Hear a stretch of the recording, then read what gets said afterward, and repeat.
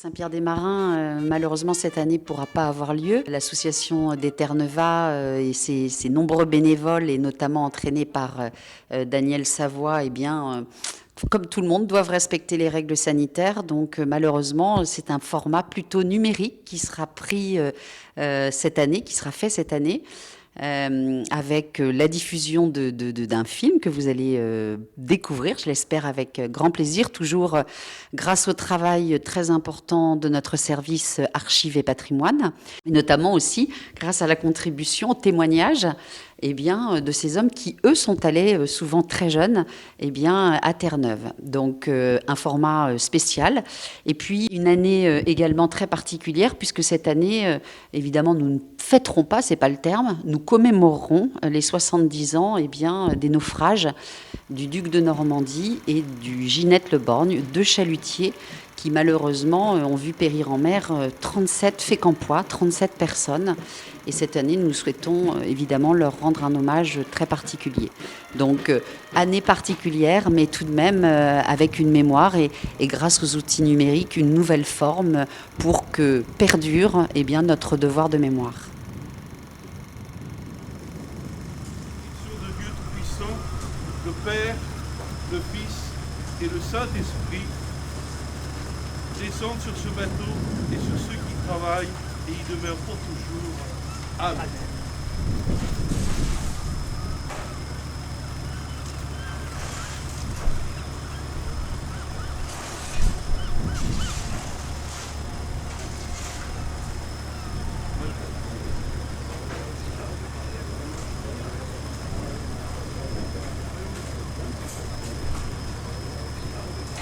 La date du 21 février 1951, nous on ne peut pas l'oublier parce qu'on sait que c'est la date du naufrage du duc de Normandie. C'est une date qui fait partie dans l'histoire hyportaise et dans l'histoire fécampoise en général d'un drame vraiment inattendu et inexpliqué, comme ça, quoi.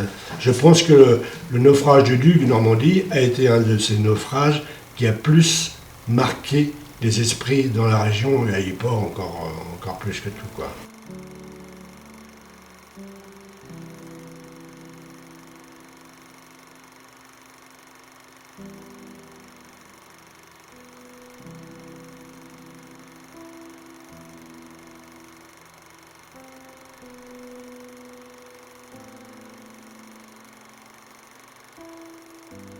Alors, qu'est-ce qu'évoque pour vous encore aujourd'hui cette date du 24 mai 1951?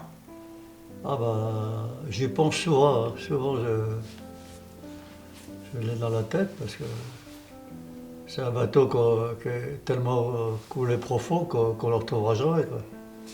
Et même 70 ans après, vous y pensez toujours? Ah ouais, toujours. Surtout que depuis qu'on a fait le musée, là. Par exemple, quand vous allez au musée, ça vous réveille des souvenirs? Bah oui, parce qu'on voit aussi le Jacques Coeur qui est en photo, hein. C'est le Jacques Coeur qui est venu couper en deux la Ginette Le Borgne. Et au moment de l'incident, vous étiez où, vous? J'étais dans ma couchette, en train de dormir. Vous étiez en train de dormir? Ça a été un réveil en fanfare. C'est le choc qui vous a réveillé? C'est le bruit surtout, hein. Le bruit? Le bruit, oui. Et 70 ans après, qu'est-ce qui vous reste encore de tout ça, de ce moment particulier? Bah, j'y pense souvent quand même. Ah ouais. Dans la tête, quoi.